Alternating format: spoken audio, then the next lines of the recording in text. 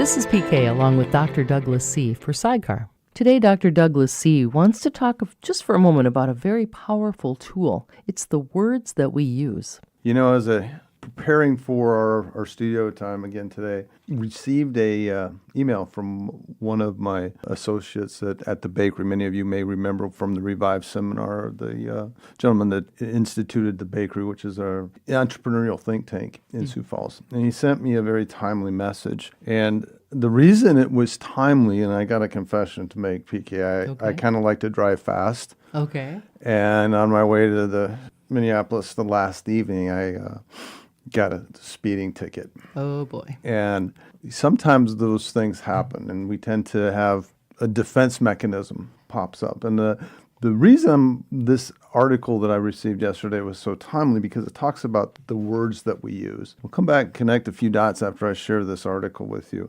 Gentleman mentioned, do you ever say things like, I'm so tired. Today is going to be hard. Today sucks. This is going to be a tough week. I don't like my job. This job, marriage, friendship, this new deal I'm working on is a nightmare. Nothing's coming together for me. I will never get ahead.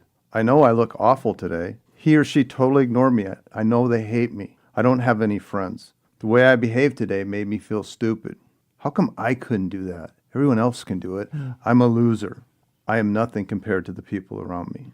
I keep running into phrases like these coming out of my friends' mouths. I'm always caught off guard and usually ask, who told you that? Who told you today sucks?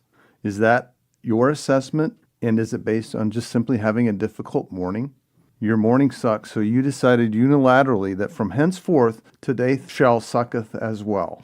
Quite frankly, I don't believe you are qualified to decide that in advance. Today, people will be born, people will die, people will be married, people will make millions of dollars, and people will lose everything that they have in treasured loved ones. I think so many of you are held back by the words in your own head. Seriously imagine a little child, a 3-year-old, a 4-year-old, wearing a t-shirt that has a negative self-talk saying written on it. Something like, I will never get ahead in life. I will never amount to anything. So sad. My life sucks. Imagine a 3-year-old wearing that t-shirt. It's kind of a disturbing image, isn't it? And if you think about it, would you be honored to be with that child's parent? Would you be, or would that upset you and you'd go, wow, what is this person doing? Why are we putting these kind of statements on this child's t-shirt? Imagine social media, what they would do if they saw a picture of a parent with a child with that t-shirt. It would be frightening. And the sad part of this, as this article goes on, that kid is truly you. You ended up believing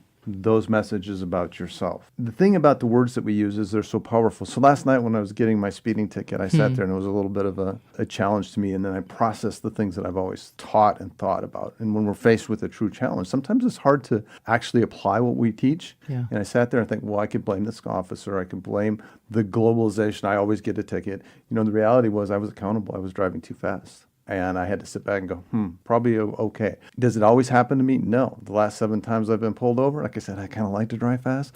Last 7 times worth. 7 times I've been pulled over, I've never gotten a ticket. And this time, this officer was very upset with me. I was doing 71 in a 55-mile-an-hour speed limit zone, and I got a ticket. And it's okay. And it took me about 5 minutes to process the emotions and the distraction I was feeling and go, you know what? He's doing his job. That's what he's supposed to do. I was accountable for it. And the words that I use are so important. And I was able to say, you know what? It's okay. I can make that decision and I can move forward. And so as we go through our life, we go through our relationships, what are we saying not only to ourselves about ourselves, but what are we saying about our relationships with other people? What are we assimilating? What are we taking in? What are we processing? What are we not paying attention to? And what part of that relationship are we not taking accountability for? The words that we use, the thoughts that we put into our brain are incredibly powerful for manifesting the direction. I could have allowed that one negative experience to wreck my entire evening, my time in the studio, and instead of simply processing and go, you know what, bad decision, be accountable, you are responsible, and move forward and make a different decision and a better decision next time. Consequences and accountability are key things. And the words we use formulate that, and they drive that point home to the point where that's how we can express our behavior. That's how other people objectively resonate with us and can appreciate not only what we say, but how we say it.